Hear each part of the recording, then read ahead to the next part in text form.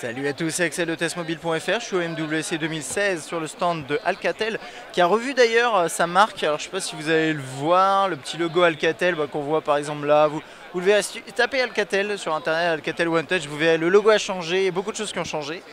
Et donc devant moi j'ai quoi? Là c'est le Idol 4. Dans cette vidéo, je vais également vous parler du Idol 4S et du Idol 4 Plus. Le 4 Plus, il n'est pas présenté là, mais je peux vous en parler. Alors, on va parler d'abord spec. Là, le Idol 4, c'est quoi? C'est 5.2 pouces, Full HD. L'Idol 4S qui est juste là, vous n'avez pas besoin de le voir, c'est exactement la même chose. Je vous le montrerai quand même la différence entre les deux. On est en 5.5 Quad HD. 13 mégapixels ici, et ici si je me trompe pas c'est 16. Après c'est 3 Go de RAM, j'ai pas tous les détails. Celui-ci il est en Super AMOLED, lui il est juste en AMOLED. Bon, alors après ça va revenir à peu près au même. Ici on a une batterie de 2610 mAh. Je connais pas celle du 4S, mais tout ça c'est des specs que vous pourrez retrouver vous-même. Par contre un élément qui est assez intéressant c'est le prix. Et puis le 4 Plus, pardon. Alors, le 4 Plus qu'est-ce que c'est? Finalement c'est les mêmes... si j'ai bien compris, c'est les mêmes specs que le 4S, mais dans un format plus petit, si je ne me trompe pas.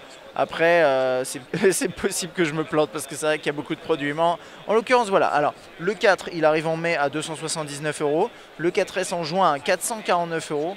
Et le 4 Plus à 299 €. Donc, a priori, il n'a pas forcément exactement les mêmes specs que le 4S, mais il sera un peu supérieur à celui-là. Alors, on va s'attarder sur celui-là pour tout ce qui est design, puisqu'il le partage en fait, si vous voulez voir. Voilà, là on a bien sûr des dimensions différentes, pas même taille d'écran, mais on partage un même design, même langage design, comme on dit. Ah bah vous voyez, ça c'est le logo, le nouveau logo d'Alcatel. Assez fin, bien droit ici, un peu en vert. Et donc hop, quand on regarde là, voilà, c'est plutôt sympa. Alcatel récemment sur ses gammes Idol, je veux dire le Idol 3 il était très bien, c'était un bon produit. Là l'Idol 4 a l'air tout à fait sympathique. Réversible aussi, alors ça perso je m'en fous un peu, mais je trouve que voilà, ça peut éventuellement vous intéresser. Alors, qu'est-ce qu'on a? Je peux éteindre l'écran ou pas? Oui? Non? On peut pas, c'est pas grave, on va rester là-dessus.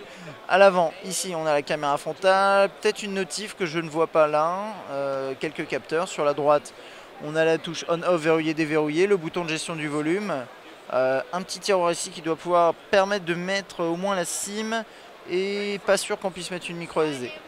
Le jack, micro, aluminium, plutôt sympa. Ah, le bouton on-off, pardon. Alors, je me suis trompé. Le bouton on-off, verrouiller, déverrouiller, il est juste là. Et là, c'est quoi?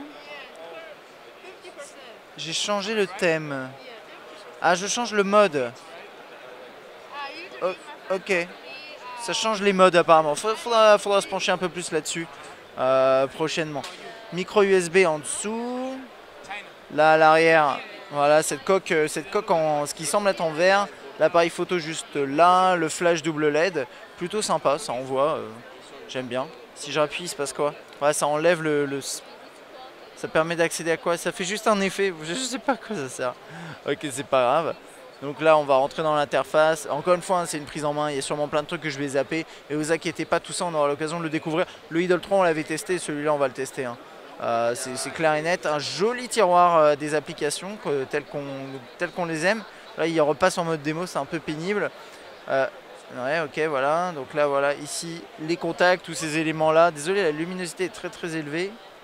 C'est un écran qui est assez lumineux. D'ailleurs, c'est plutôt sympa. C'est plutôt bien. Faut pas revenir en arrière comme ça. Voilà. Le multitâche ici, je refais la même chose. Ce menu là, voilà. L'APN, on va regarder rapidos. Grant Access, Change Permission. Ouais, ok. Est-ce qu'on peut faire ça très très vite ou pas? Storage Permission, no permission granted. Vas-y. Tu peux accéder à tout ce que tu veux. C'est pas mon terminal, je m'en fous. Il n'y a pas de problème. Donc ça c'est l'AP. Oh là.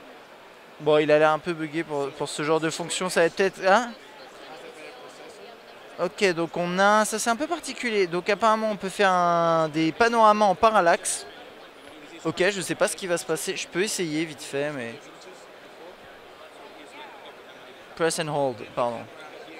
Ah, ça marche... Ça marche pas très bien, mais c'est moi aussi qui maîtrise pas.